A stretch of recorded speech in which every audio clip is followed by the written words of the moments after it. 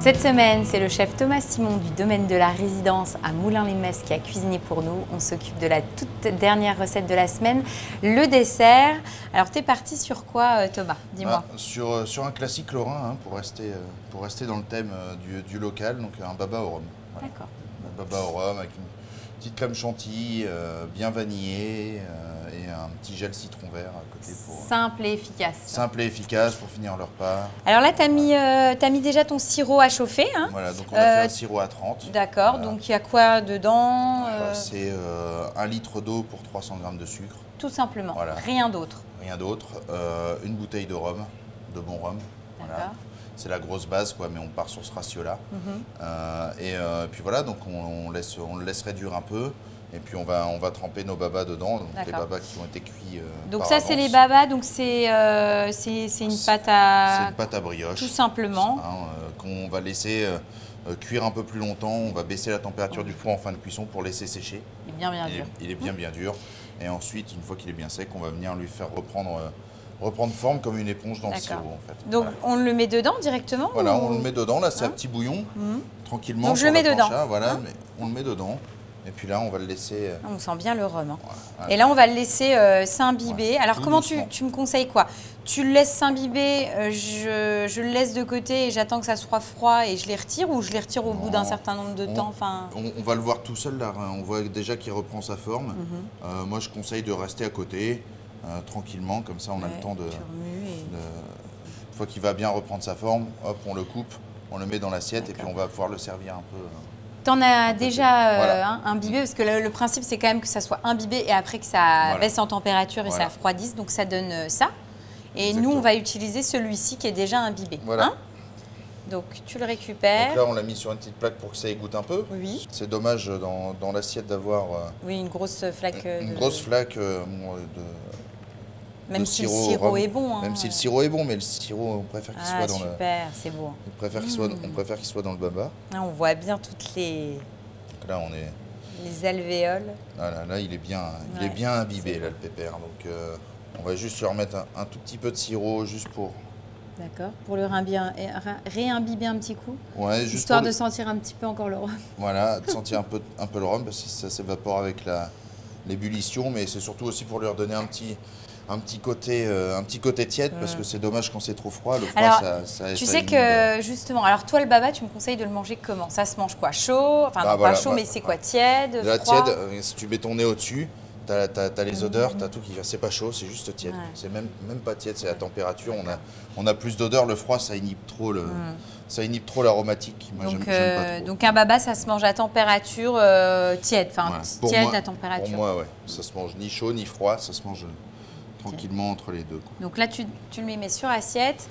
Voilà. Et ensuite, tu vas poser donc chantilly classique avec une... Avec de la bonne vanille dedans. Là, j'ai acheté de la bonne vanille 200 bava. C'est artisanal, c'est fait à la main. Ça s'achète facilement sur Internet. D'accord. Voilà, après, j'aime pas trop les trucs tu vois, de supermarché ou de nos fournisseurs en cuisine qui sont génériques et qui n'ont pas des choses... Non, là, on est sur une vanille bien particulière. C'est des gousses de 25 cm, très fournies, très fournies, franchement. Si on aime bien jouer avec des douilles, on y va à la douille Saint-Eau, comme ça. Il faut être généreux, quoi. C'est beau. On les voit, hein, la vanille, on voit tous les petits points noirs. Donc c'est pareil, là, j'ai voulu être dans les choses simples et abordables à tout le monde, tant en technique qu'en coût aussi. Et puis là, on est vraiment sur quelque chose. Oui, on est sur un grand classique, mais après, c'est comme tout. Et toute cette philosophie que tu as pu nous transmettre là on est au cours des différentes recettes. Hein, l'idée, c'est en tout cas de faire des choses pour avoir du bon au départ. Et effectivement, il faut avoir des produits quand même qui sont qualitativement bons. Et puis après, il faut savoir bien les travailler. Voilà, et puis les fioritures, je pense que c'est bien à un certain niveau. Je pense qu'elles sont pas nécessaires sur certaines choses, quoi.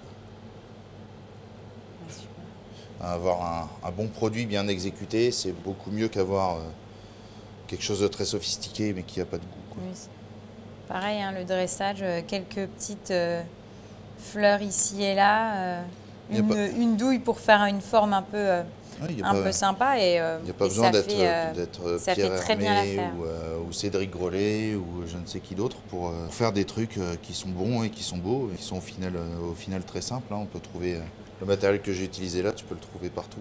Et donc tu rajoutes aussi la petite touche, quoi, c'est quoi ça? Alors ça c'est un petit gel de citron vert qu'on a travaillé avec de l'agar. Voilà, c'est la petite touche. Ouais, qui va apporter un petit peu de pulse. Voilà, ça va. Si on aime bien le petit côté, acidulé, voilà, pour venir trancher un peu, mais il y a aussi la groseille qui fait bien le job. Et ben on va goûter, voilà. Hein, on va chercher des couverts et on goûte. Ça marche. On y va, on goûte. On y va. C'est trop bon. Excellent. C'est excellent parce que, en fait, alors, je crois que c'est une des meilleures chantilly que j'ai jamais mangées. Bah, elle est trop bonne. Et effectivement, tu as ce bon goût de baba. Et c'est imbibé, mais comme il faut. Parce que des fois, tu sais, tu as tendance, des fois, tu as des babas qui sont surimbibés. Et là c'est parfait. Et puis avec la petite touche là de... La petite touche acidulée, ouais, c'est sympa. Ça fonctionne très bien. Donc voilà, on est sur un dessert classique, mais bien mené et très bon. Merci beaucoup Thomas, parce que comme d'habitude, on a passé un bon moment en ta compagnie. À chaque fois qu'on vient, on se régale et on repart avec plein d'idées recettes. Donc on reviendra. Avec grand plaisir.